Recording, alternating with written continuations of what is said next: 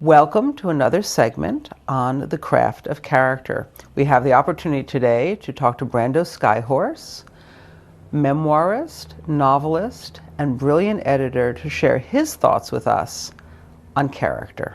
I'm so glad you're here. Thank you.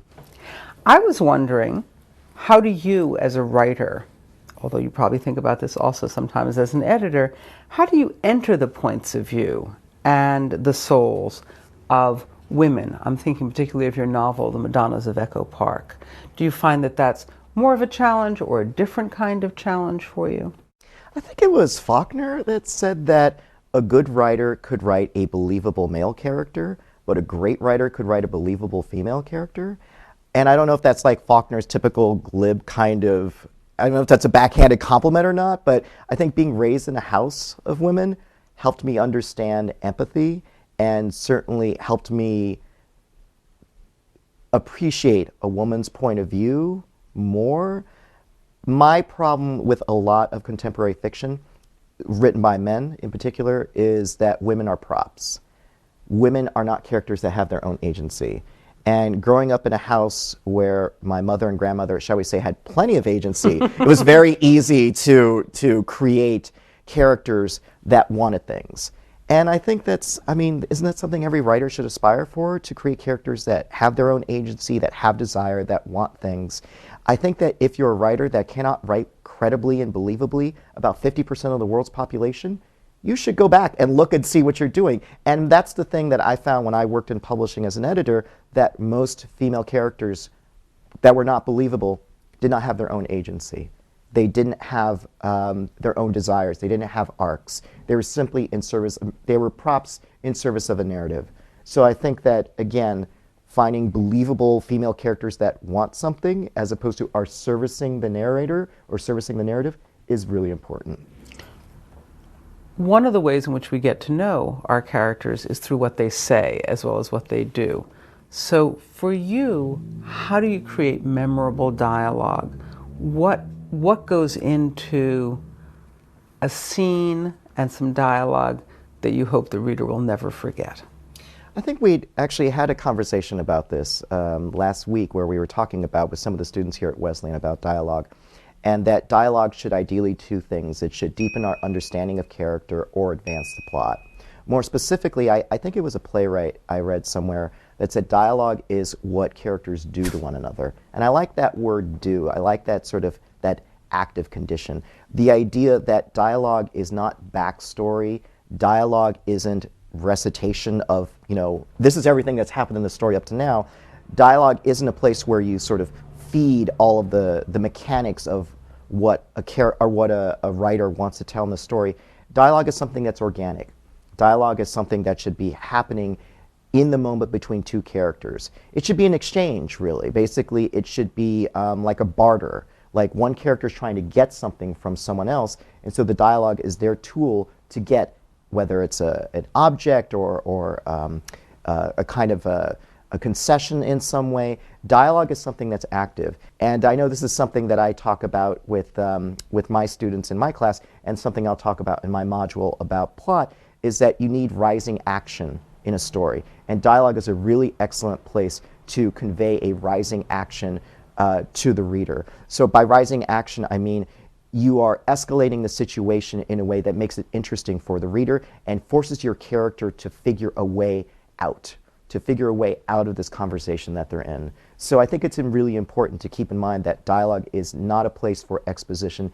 It's not a place for regurgitating everything that's happened in the story before. It's active, it moves the story forward. I think that's great. And to underline what Brando is saying, dialogue is its own form of action. It's not an information delivery system. It's not the place where you say to the reader, here are some important facts. It's the place where you show the reader who the characters are by what they're saying and how they're saying and when in the story they're saying it. And that kind of dialogue really advances your story and really engages your reader. Plot moves the story, but so does character. Yeah, character, I mean, it's the key thing, isn't it? I mean, when we talk about the books that we love, whether it's Harry Potter or James Patterson or literary novel, whatever the case may be, it always comes down to the characters, isn't it? And it's about being able to create that emotional connection with someone on the page. And I think that's why, for me, writing about my family was an incredibly complicated, it was just so complicated to deal with, and why it was so rewarding when it was actually, finished. Well, I'm with you. I think character is at the center. That's why, my work and my class is on character, because it seems to me that is at the foundation of any good story. I think if I could make just one sort of additional point on that, I think that's the challenge that I feel with a number of students who are starting to write fiction. They have all of these incredibly large ideas that they want to talk about. Anthony Doerr, was a wonderful writer, was talking about how all of his students want to write about the big ticket items: love, loss, insanity, race, class, etc. But they forget about the specific details that occur in those very large ideas. And character that's the key. If you want to write believably about any of these sort of big ticket items that all of us, I think, have wanted to write about at one time or another, you do it through character, and you do it through giving those characters those specific details. I think that's right. I think you build the big shimmering edifice, one brick, one sentence, one moment at a time. That's right.